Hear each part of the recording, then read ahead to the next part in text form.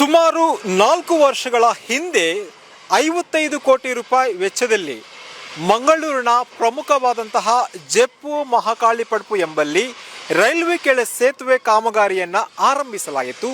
ಆದರೆ ಈವರೆಗೂ ಆ ಕಾಮಗಾರಿ ಮುಕ್ತಾಯ ಆಗಿಲ್ಲ. ಮುಖ್ಯವಾಗಿ ಈ ಒಂದು ಡಿಸೆಂಬರ್ ತಿಂಗಳ ಒಳಗಡೆ ಈ ಒಂದು ಕೆಳ ಸೇತುವೆಯನ್ನು ಬಿಟ್ಟುಕೊಡಲಾಗುತ್ತೆ ಅಂತ ಹೇಳಲಾಗಿತ್ತು. ಆದರೆ ಇನ್ನೂ ಆ ಕಾಮಗಾರಿ ಪೂರ್ಣಗೊಂಡಿಲ್ಲ. ಹಾಗಾದರೆ ಸದ್ಯ ಇಲ್ಲಿನ ಕಾಮಗಾರಿ ಯಾವ ಹಂತದಲ್ಲಿದೆ, ಯಾಕೆ ವಿಳಂಬ ಆಗಿದೆ, ಯಾಕೆ ಆಮೆಗತಿಯಲ್ಲಿ ಸಾಗ್ತಾ ಇದೆ ಎಂಬುದನ್ನು ನಾವು ಪರಿಶೀಲನೆ ನಡೆಸೋಕೆ ಸನ್ಮಾರ್ಗ ನ್ಯೂಸ್ ತಂಡ ಇವತ್ತು ಜೆಪ್ಪು ಮಹಾಕಾಳಿಪಡ್ಪು ರೈಲ್ವೆ ಕೆಳ ಸೇತುವೆ ಬಳಿ ಬಂದಿರುವಂಥದ್ದು. ಇಲ್ಲಿನ ಪ್ರತ್ಯಕ್ಷ ಚಿತ್ರಣವನ್ನು ನಾವು ನಿಮಗೆ ನೀಡ್ತಾ ಹೋಗ್ತೀನಿ. ಮುಖ್ಯವಾಗಿ ಇಲ್ಲಿ ಕಾಮಗಾರಿ ನಡೀತಾ ಇದೆ, ಓಕೆ, ಆದರೆ ಆಮೆಗತಿಯಲ್ಲಿ ಸಾಗ್ತಾ ಇದೆ.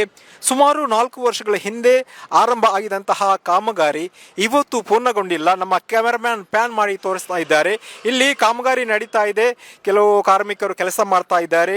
ಆದರೆ ಇಲ್ಲಿನ ಕಾಮಗಾರಿ ಸಂಪೂರ್ಣವಾಗಿ ಪೂರ್ಣಗೊಳ್ಳೋಕೆ ಇನ್ನು ಎಷ್ಟು ದಿನಗಳು ಬೇಕು ಎಂಬಂತಹ ಪ್ರಶ್ನೆಯನ್ನು ಸಾರ್ವಜನಿಕ ವಲಯದಲ್ಲಿ ಕೇಳಿ ಬಂದಾಗ ನಾವು ಸನ್ಮಾರ್ಗ ನ್ಯೂಸ್ ತಂಡ ಸದ್ಯ ಈ ಒಂದು ಸ್ಥಳಕ್ಕೆ ಭೇಟಿ ನೀಡಿದೆ. ಇಲ್ಲಿ ನೀರು ಕೂಡ ಬ್ಲಾಕ್ ಆಗಿದೆ. ಏಕೆಂದರೆ ಮುಖ್ಯವಾಗಿ ಇಲ್ಲಿ ಕಾಮಗಾರಿ ಆಗ್ತಾ ಇರುವಂಥ ಸ್ಥಳ ಏನಿದೆ ತಗ್ಗು ಪ್ರದೇಶ ಆಗಿದ್ದು ಇಲ್ಲಿ ಚರಂಡಿ ನೀರು ಹೋಗೋಕ್ಕೆ ಕೂಡ ಸಮರ್ಪಕ ವ್ಯವಸ್ಥೆ ಆಗಿಲ್ಲ. ನೀರು ಕೂಡ ಇಲ್ಲಿ ಬ್ಲಾಕ್ ಆಗಿರೋದನ್ನು ನೋಡ್ಬೋದು. ಇದನ್ನು ನೋಡಿದಾಗ ಒಂದು ವೇಳೆ ಮಳೆಗಾಲ ಅಥವಾ ಮಳೆ ಬಂದರೆ ಈ ಕೆಳ ಸೇತುವೆ ಏನಿದೆ ಪಂಪೆಲ್ ಥರ ಮುಳುಗುವಂತಹ ಸಾಧ್ಯತೆ ಹೆಚ್ಚು ಕಾಣ್ತಾ ಇದೆ. ಅದನ್ನು ಕೂಡ ಸಾರ್ವಜನಿಕರು ನಮಗೆ ಮಾಹಿತಿಯನ್ನು ಕೂಡ ನೀಡಿದರು. ನಾವೀಗ ಆ ಒಂದು ಚಿತ್ರಣವನ್ನು ನೀಡ್ತಾ ಇದ್ದೀವಿ. ಇಲ್ಲಿ ಚರಂಡಿ ನೀರು ಹರಿಯೋಕೆ ಯಾವುದೇ ಒಂದು ಸಮರ್ಪಕ ವ್ಯವಸ್ಥೆ ಇನ್ನೂ ಕೂಡ ಕಂಪ್ಲೀಟ್ ಆಗಿಲ್ಲ. ಇಲ್ಲಿ ನೀರು ಕೂಡ ಬ್ಲಾಕ್ ಆಗಿರುವಂಥದ್ದು, ಜೊತೆಗೆ ಅಲ್ಲಲ್ಲಿ ಮಣ್ಣುಗಳನ್ನು ಹಾಕಿರುವಂಥದ್ದು.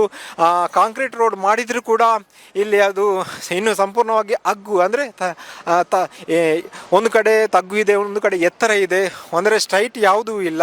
ಹೀಗಾಗಿ ಇಲ್ಲಿನ ಒಂದು ಕಾಮಗಾರಿಯ ಒಂದು ಅವೈಜ್ಞಾನಿಕತೆಯಿಂದ ಕೂಡಿದೆಯಾ ಎಂಬ ಪ್ರಶ್ನೆ ಇರುವಂಥದ್ದು. ಸದ್ಯಕ್ಕೆ ನೀವು ನೋಡ್ಬೋದು ಈ ಒಂದು ಅವೈಜ್ಞಾನಿಕವಾಗಿ ಈ ಒಂದು ಕಾಮಗಾರಿಯನ್ನು ನಡೆಸಲಾಗಿದೆಯಾ ಎಂಬ ಪ್ರಶ್ನೆ ಕೂಡ ಉದ್ಭವ ಆಗಿರುವಂಥದ್ದು. ಜೊತೆಗೆ ಯಾವಾಗ ಈ ತಿಂಗಳು ಕೂಡ ಈ ಒಂದು ಸೇತುವೆಯನ್ನು ಬಿಟ್ಟುಕೊಡಲಾಗುತ್ತೆ ಅಂತ ಹೇಳಿದರೂ ಕೂಡ ಇಲ್ಲಿ ಇನ್ನೂ ಕೂಡ ಒಂದು ಕೆಲಸ ಪೂರ್ಣಗೊಂಡಿಲ್ಲ. ಇಲ್ಲಿನ ಸದ್ಯದ ಪರಿಸ್ಥಿತಿಯನ್ನು ನೋಡಿದಾಗ ಈ ಒಂದು ಕಾಮಗಾರಿ ಆದಷ್ಟು ಬೇಗ ಪೂರ್ಣಗೊಳ್ಳುವಂತಹ ನಿರೀಕ್ಷೆ ಕಾಣ್ತಾ ಇಲ್ಲ. ಮುಖ್ಯವಾಗಿ ಇದನ್ನು ಪ್ರಶ್ನೆ ಮಾಡಿ ಅಲ್ಲಲ್ಲಿ ಪ್ರತಿಭಟನೆ ಕೂಡ ನಡೀತಾ ಇದೆ. ಮುಖ್ಯವಾಗಿ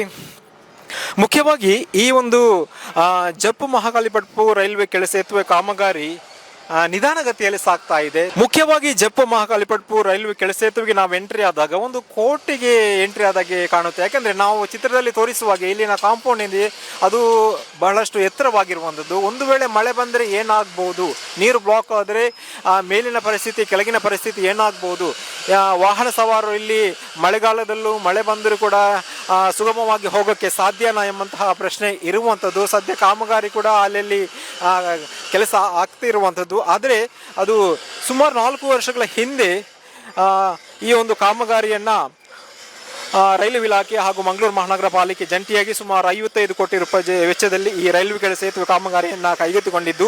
ಆದರೆ ಒಂದು ಟಾರ್ಗೆಟ್ ಪ್ರಕಾರ 1 ವರ್ಷದ ಒಳಗಡೆ ಪೂರ್ಣಗೊಳ್ಳಬೇಕಾಗಿತ್ತು ಈ ಕಾಮಗಾರಿ. ಆದರೆ ಈ ಸರ್ಕಾರ ನಿಗದಿಪಡಿಸಿದಂತಹ ಹಲವು ಗಡುಗಳ ಬಳಿಕ ಕಳೆದ ಅನೇಕ ವರ್ಷಗಳಿಂದ ಈ ಕಾಮಗಾರಿ ಮುಗಿಯದೇ ಇರುವುದು ವಿಷಾದನೀಯ ಅಂತ ಹೇಳ್ಬೋದು. ಯಾಕಂದರೆ ಒಂದು ಟಾರ್ಗೆಟ್ ಅಂತ ಇರುತ್ತೆ ಕಾಮಗಾರಿ ನಡೆಸಬೇಕಂದ್ರೆ. ಆದರೆ ರೈಲ್ವೆ ಇಲಾಖೆ ಇರ್ಬೋದು ಅಥವಾ ನಮ್ಮ ಸಂಸದರು ಇರ್ಬೋದು, ರೈಲ್ವೆ ಸಚಿವರು ಇರ್ಬೋದು, ಇವರಿಗೆಲ್ಲ ಈ ಮಾಹಿತಿ ಗೊತ್ತಿಲ್ವಾ, ಸಂಬಂಧಪಟ್ಟಂತಹ ಅಧಿಕಾರಿಗಳು ಏನು ಮಾಡ್ತಾ ಇದ್ದಾರೆ ಎಂಬಂತಹ ಪ್ರಶ್ನೆಯನ್ನು ಜನರು ಕೂಡ ನಮ್ಮಲ್ಲಿ ಕೇಳ್ತಾ ಇರುವಂಥದ್ದು. ಹೀಗಾಗಿ ಜನರ ಒಂದು ದೂರುಗಳು ಹೆಚ್ಚಾದ ಕಾರಣ ನಾವು ಇಲ್ಲಿ ಸ್ಥಳಕ್ಕೆ ಬಂದು ಪ್ರತ್ಯಕ್ಷ ವರದಿಯನ್ನು ಮಾಡ್ತಾ ಇದ್ದೀವಿ. ಒಂದು 5 ವರ್ಷದಿಂದ ಇಲ್ಲಿ ನಾವು ಇದು ಮಾಡ್ತಾ ಇದ್ದೇವೆ. ಇಲ್ಲಿ ಹೋರಾಟ ಮಾಡಿ ಮೂವನವರ ಒಂದು ಪುನರ್ರಕ್ಷಣಾ ವೇದಿಕೆ ಯೋಗೀಶ್ನವರ ನೇತೃತ್ವದಲ್ಲಿ ನಮ್ಮ ನಿರ್ಮಲ ನಗರ ನಾಗರಿಕ ರಕ್ಷಣಾ ವೇದಿಕೆ ಮತ್ತು ಸೌತ್ ವೆಲ್ಫೇರ್ ನಮ್ಮದು ತುಂಬ ಸಂಘ ಸಂಸ್ಥೆ ಇದೆ. ಇಲ್ಲೆಲ್ಲ ಸೇರಿ ನಾವು ತುಂಬ ಒತ್ತಾಯ ಮಾಡಿದ ನಂತರ ಇದೊಂದು ಸಿಕ್ಕಿದ ನಮಗೆ ಒಂದು ಕೊಡುಗೆ ಗೌರ್ಮೆಂಟಿಂದ. ಅದನ್ನು 20 ಲಕ್ಷಕ್ಕೆ ಕೊಂಡೋಗಿ 40 ಮಾಡಿ 45 65 ಲಕ್ಷಕ್ಕೆ ಹೋಗಿ ಈಗ 60 ಕೋಟಿಗೆ ಹೋಗಿದೆ. 60 ಕೋಟಿ ಹೋಗಿ ಕೂಡ ಒಂದು ಪ್ರಯೋಜನಕ್ಕಿಲ್ಲ ಅಂತ ಆಗಿದೆ. ಪಡೀಲ್ನ ಥರ ಆಗುವ ಎಲ್ಲ ಲಕ್ಷಣ ಇಲ್ಲಿದೆ.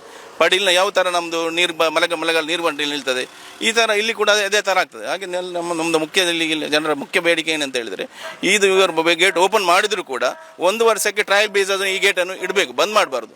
ಒಂದು ಬೇಸ್ ಟ್ರಯಲ್ ಬೇಸ್ ನೋಡಿ ಅಲ್ಲಿ ನೀರು ನಿಲ್ಲದಿದ್ದರೆ 99% ನೀರು ನಿಲ್ತದೆ. ಅಂದರೆ ಅಲ್ಲಿ ಮೊಯ್ಲಿಕೆರೆ ಉಂಟು, ಮೊಯ್ಲಿಕೆರೆ ಅಲ್ಲಿ ನೀರ ಮಟ್ಟ ಮೇಲೆ ಉಂಟು, ಅಲ್ಲಿ ನೇತ್ರಾವತಿ ನದಿ ತೀರ ಕೂಡ ಮೇಲೆ ಉಂಟು. ಇವರು ಟ್ಯಾಂಕಿ ಮಾಡಿ ಕೊಟ್ಟಾಗ ಹೇಗಾಗಿದೆ, ಏನು ಇದಲ್ಲ ಆ್ಯಕ್ಚುಲಿ. ಇದಕ್ಕೆ ನಾವು ಇಂಜಿನಿಯರ್ ಹತ್ರ ಮಾತಾಡುವಾಗ ಹೇಳಿದರು ಅವರು, ನೀವು ಇಲ್ಲಿ ಓವರ್ ಬ್ರಿಡ್ಜ್ ಮಾಡಬೇಕಿತ್ತು. ಇದನ್ನು ಯಾವ ಇಂಜಿನಿಯರ್ ನಿಮಗೆ ಹೇಳಿದ್ರೆ ಅಂತ ಗೊತ್ತಾಗ್ತಾ ಇಲ್ಲ ಇಲ್ಲಿ ಅಂಡರ್ ಪಾಸ್ ಮಾಡಲಿಕ್ಕೆ. ಅಂದರೆ ಓವರ್ ಬ್ರಿಡ್ಜ್ ಅಂದರೆ ಒಂದು 6 ತಿಂಗಳಲ್ಲಿ ಬಿಟ್ಟು ಕೊಡ್ತಿದ್ದು, 5 ವರ್ಷ ಕೂಡ ಇವರಿಗೆ ಮಾಡಲಿಕ್ಕೆ ಸರಿ ಮುಗಿಲಿಕ್ಕೆ ಆಗಲಿಲ್ಲ. ಏನೇ ಅಂತ ಹೇಳಿದ್ರೆ ಮಳೆಗಾಲದ ನೀರು ನಿಲ್ಲುವುದು. ಸೊ ಈ ಸಮಸ್ಯೆ ಆಗ್ತದೆ ಅಂತ 99% ಗೊತ್ತಿದೆ ಸರ್. ನಾವು ಮಹಾನಗರ ಪಾಲಿಕೆ ಅಥವಾ ನಮ್ಮದು ರೈಲ್ವೆ ಡಿಪಾರ್ಟ್ಮೆಂಟ್ ಹತ್ರ ಕೇಳು ಏನಂತಂದರೆ, ಇದೊಂದು ಟ್ರಯಲ್ ಬೇಸಲ್ಲಿ ಒಂದು ವರ್ಷಕ್ಕೆ ಇಲ್ಲಿ ಗೇಟ್ ಹಾಕಿದ್ದು ನೋಡಿ ಮತ್ತೆ ಇದನ್ನು ಕ್ಲೋಸ್ ಗೇಟ್ ಮಾಡಿ ಸಾಕಂತೇಳಿ ಮುಖ್ಯ ಬೇಡಿಕೆ. ಮಂಗಳೂರು ಈಗ ಸ್ಮಾರ್ಟ್ ಸಿಟಿ ಅಂತ ಹೇಳ್ತಾರೆ, ಆದರೆ ಸ್ಮಾರ್ಟ್ ಸಿಟಿ ಅಂತ ಹೇಳಿದರೆ ಇಲ್ಲಿ ಸ್ಮಾರ್ಟ್ ಆಗಿರುವಂಥ ಕೆಲಸ ಆಗಬೇಕು. ಯೋಚನೆ ಮಾಡಿದರೆ ನಾವು ಹೇಳ್ತೇವೆ, ಇವತ್ತು ನಾವು ನೀರಿನಲ್ಲಿ ಕೂಡ ಇವತ್ತು ಟ್ರೈನ್ ಹೋಗುವಂಥ ಟೆಕ್ನಾಲಜಿ ಇವತ್ತು ಜಗತ್ತಿನ ಬೇರೆ ಬೇರೆ ಕಡೆಯಲ್ಲಿ ನೋಡಿದ್ದೇವೆ. ಬಾಂಬೆಯಲ್ಲಿ ಎಷ್ಟೇ ದೊಡ್ಡ ಸಮುದ್ರದಲ್ಲಿ ಅಂಥ ದೊಡ್ಡ ಒಂದು ಹೈವೇಯನ್ನು ಮಾಡಿದ್ದಾರೆ. ಆದರೆ ಇಷ್ಟು ಚಿಕ್ಕ ಒಂದು ಕೆಲಸಕ್ಕೆ ಕೂಡ ಇವತ್ತು ಮಾಡಲಿಕ್ಕೆ ಇವರಿಗೆ ಕಷ್ಟ ಆಗ್ತದೆ. ಆದರೆ ನಾವು ಎಂತ ಹೇಳಬೇಕು ಸ್ವಾಮಿ, ಇದಕ್ಕೆ ನಾವು ಜನಪ್ರತಿನಿಧಿಗಳ ಇಚ್ಛಾಶಕ್ತಿ ಕೊರತೆ ಹೇಳಬೇಕಾ ಅಥವಾ ಅಧಿಕಾರಿಗಳ ನಿರ್ಲಕ್ಷ್ಯತನ ಹೇಳಬೇಕಾ? ಅದಕ್ಕೋಸ್ಕರ ನಾವು ಇವರಿಗೆ ನಾವು ಇವತ್ತು ಹೇಳ್ತಿದ್ದೇವೆ, ಆದಷ್ಟು ಇವರು ಇಷ್ಟು ದೊಡ್ಡ ದೊಡ್ಡ ಟೆಕ್ನಾಲಜಿ ಇರುವಂಥ ಇಂಜಿನಿಯರ್ ಅಂತ ಹೇಳ್ತಾರೆ, ಅವರು ಯಾಕೋಸ್ಕರ ಸರ್ಕಾರದ ಸಂಬಳ ತಿಂದುಕೊಂಡು ಎಂತ ಮಾಡ್ತಾರೆ? ಅದಕ್ಕೋಸ್ಕರ ನಾವು ಎಲ್ಲ ಅಧಿಕಾರಿಗಳನ್ನ ನಾವು ಇವತ್ತು ತರಟೆ ತೆಗೊಳ್ತಿದ್ದೇವೆ, ಶೀಘ್ರದಲ್ಲೇ ನೀವು ಮಾಡಬೇಕು ಅಂತ. ನೀವು ನೋಡ್ತಾ ಇರುವಂತೆ ಇಲ್ಲಿ ಮತ್ತೊಂದು ಕಡೆಯಲ್ಲಿ ಕೂಡ ಚರಂಡಿ ನೀರು ಹರಿಯೋಕೆ ಯಾವುದೇ ಒಂದು ವ್ಯವಸ್ಥೆ ಕೂಡ ಇನ್ನೂ ಕಂಪ್ಲೀಟ್ ಆಗಿಲ್ಲ.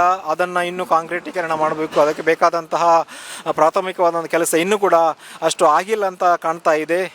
ಕೆಲಸ ನಾನು ಹೋಗ್ತಾ ಇದೆ, ಆದರೆ ನಿಧಾನಗತಿಯಲ್ಲಿ ಆಮೆಗತಿಯಲ್ಲಿ ಹೋಗ್ತಾ ಇರುವುದಕ್ಕೆ ಮುಖ್ಯವಾಗಿ ಇಲಾಖೆಗಳ ನಡುವಿನ ಸಮನ್ವಯದ ಕೊರತೆ ಅಥವಾ ಅವೈಜ್ಞಾನಿಕ ಕಾಮಗಾರಿ ಅಥವಾ ಆ ಒಂದು ಪ್ಲ್ಯಾನ್ನ ಕಾರಣ ಎಂಬಂತಹ ಪ್ರಶ್ನೆ ಉದ್ಭವ ಆಗಿರುವಂಥದ್ದು. ಹೀಗಾಗಿ ನಾವು ಇದಕ್ಕೆ ಜಪ್ಪು ಮಹಾಕಾಳಿಪಟ್ಟಣ ರೈಲ್ವೆ ಕೆಳ ಸೇತುವೆಯ ಕಾಮಗಾರಿ ಯಾವ ರೀತಿ ಆಗ್ತಾ ಇದೆ, ಮುಖ್ಯವಾಗಿ ಆ ಕಾಮಗಾರಿ ಎಷ್ಟೊತ್ತಲ್ಲಿ ಮುಗಿಯಬೇಕಾಗಿತ್ತು, ವಾಹನ ಸಂಚಾರಕ್ಕೆ ಅನುವು ಮಾಡಿಕೊಡಬೇಕಾಗಿತ್ತು. ಆದರೂ ಕೂಡ ಆ ಒಂದು ಕಾಮಗಾರಿ ಇನ್ನೂ ಕೂಡ ಇಂದಿಗೂ ಗುರುವಾರ ಆದರೂ ಕೂಡ ಪೂರ್ಣಗೊಂಡಿಲ್ಲ. ಆದರೆ ಇನ್ನೆಷ್ಟು ದಿನ ಈ ಒಂದು ಕಾಮಗಾರಿಯನ್ನು ಪೂರ್ಣಗೊಳಿಸೋಕೆ ಬೇಕು ಎಂಬಂತಹ ಪ್ರಶ್ನೆ ಇಲ್ಲಿ ಉದ್ಭವ ಆಗಿರುವಂಥದ್ದು. ನಮ್ಮ ಜನಪ್ರತಿನಿಧಿಗಳು ಏನು ಮಾಡ್ತಾ ಇದ್ದಾರೆ, ಈ ವಿಚಾರದಲ್ಲಿ ನಿದ್ದೆ ಮಾಡ್ತಿದ್ದಾರಾ, ಸುಮ್ಮನೆ ಕೂತಿದ್ದಾರಾ ಎಂಬಂತಹ ಆಕ್ರೋಶ ಕೂಡ ಸಾರ್ವಜನಿಕರು ವ್ಯಕ್ತಪಡಿಸಿರುವಂಥದ್ದು. ನಾವು ಇದೀಗ ಮತ್ತೆ ಆ ದೃಶ್ಯವನ್ನು ಪ್ಯಾನ್ ಮಾಡಿ ತೋರಿಸ್ತಾ ಇರುವಾಗೆ ಇಲ್ಲಿ ನೋಡಿ ಮೇಲಿನ ಪರಿಸ್ಥಿತಿ ಹೇಗಿದೆ, ಕೆಳಗಿನ ಪರಿಸ್ಥಿತಿ ಯಾವ ರೀತಿ ಇದೆ. ಇಲ್ಲಿ ಕಾಂಕ್ರೀಟ್ ರಸ್ತೆ ಕೂಡ ನಡೆಸಿದರೂ ಕೂಡ ಅದರಲ್ಲಿ ಮಣ್ಣುಗಳ ಹಾವಳಿ, ಮಣ್ಣು ಫುಲ್ಲು ತುಂಬಿದೆ. ಅಲ್ಲಲ್ಲಿ ಕಾಮಗಾರಿ ನಡೆಸುವಂಥ ಸಾಮಗ್ರಿಗಳು ಕಾಣ್ತಾ ಇದೆ, ಏನು ಕೂಡ ಇಲ್ಲ. ಮುಖ್ಯವಾಗಿ ಅಧಿಕಾರಿಗಳು ಇಲ್ಲಿ ಡೈಲಿ ಭೇಟಿ ನೀಡಿ ಪರಿಶೀಲನೆ ನಡೆಸ್ತಾರ ಅದು ಕೂಡ ಗೊತ್ತಿಲ್ಲ. ಮುಖ್ಯವಾಗಿ ಈ ಒಂದು ಕಾಮಗಾರಿ ಇನ್ನೆಷ್ಟು ದಿನ ಕಂಪ್ಲೀಟ್ ಆಗೋಕ್ಕೆ ಬೇಕು ಎಂಬಂತಹ ಪ್ರಶ್ನೆ ಉದ್ಭವ ಆಗಿರುವಂಥದ್ದು. ಈ ಒಂದು ಕಾಮಗಾರಿಯನ್ನು ಶೀಘ್ರವೇ ಮುಗಿಸಿ ಜನರಿಗೆ ಕೂಡ ಅವಕಾಶವನ್ನು ಮಾಡಿಕೊಡಬೇಕು. ಮತ್ತೆ ಪರೀಕ್ಷಾ ಹತ್ರ ಮೇಲೆ ಇರುವಂತಹ ರೈಲ್ವೆ ಗೇಟನ್ನು ಮುಚ್ಚದೆ ಜನರಿಗೆ ಅಲ್ಲಿ ಕೂಡ ಅವಕಾಶ ನೀಡಬೇಕು ಎಂಬಂತಹ ಆಗ್ರಹ ಕೇಳಿ ಬಂದಿರುವಂಥದ್ದು. ಸದ್ಯದ ಜಪ್ಪು ಮಹಾಕಾಳಿಪಟ್ಟಣ ರೈಲ್ವೆ ಕೆಳ ಸೇತುವೆಯ ಪರಿಸ್ಥಿತಿಯನ್ನು ಚಿತ್ರಣವನ್ನು ನಾವು ಇಲ್ಲಿ ತೋರಿಸ್ತಾ ಇದ್ದೀವಿ. ಬಿಸಿಲಿನ ಮಧ್ಯೆ ಕೆಲ ಕಾರ್ಮಿಕರು ಇಲ್ಲಿ ಕೆಲಸವನ್ನು ಕೂಡ ಮಾಡ್ತಾ ಇದ್ದಾರೆ. ಆದರೆ ಕೆಲವೊಂದು ಇಲ್ಲಿನ ರಸ್ತೆ ಏನಿದೆ ಅಷ್ಟು ಕ್ಲೀನ್ ಆಗಿಲ್ಲ, ಒಂದು ವೈಜ್ಞಾನಿಕ ಮಾದರಿಯಲ್ಲಿ ನಡೆಸಿಲ್ವಾ ಎಂಬಂತಹ ಪ್ರಶ್ನೆ ಇಲ್ಲಿ ಉದ್ಭವ ಆಗಿರುವಂಥದ್ದು. ಹೀಗಾಗಿ ಸಂಬಂಧಪಟ್ಟ ಇಲಾಖೆಯ ಅಧಿಕಾರಿಗಳು, ರೈಲ್ವೆ ಸಚಿವರು, ಸಂಸದರು ಕೂಡ ಈ ಸ್ಥಳಕ್ಕೆ ಭೇಟಿ ನೀಡಿ ಸಾಕ್ಷಾತ್ತಾಗಿ ಒಂದು ಪರಿಶೀಲನೆ ನಡೆಸಬೇಕು. ಜೊತೆಗೆ ಜನರಿಗೂ ಕೂಡ ಈ ಕಾಮಗಾರಿ ಯಾವಾಗ ಮುಗಿಯುತ್ತೆ, ಯಾವಾಗ ಇಲ್ಲಿ ವಾಹನ ಸಂಚಾರಕ್ಕೆ ಮುಕ್ತ ಆಗುತ್ತೆ ಎಂಬಂತಹ ಪ್ರಶ್ನೆಗೆ ಅವರೇ ಒಂದು ಉತ್ತರವನ್ನು ನೀಡಬೇಕಾಗಿದೆ. ಕ್ಯಾಮರಾ ಪರ್ಸನ್ ಇಬ್ರಾಹಿಂ ಜೊತೆ ಶಂಶೀರ್ ಬುಡೋಲಿ, ಸನ್ಮಾರ್ಗ ನ್ಯೂಸ್, ಮಂಗಳೂರು.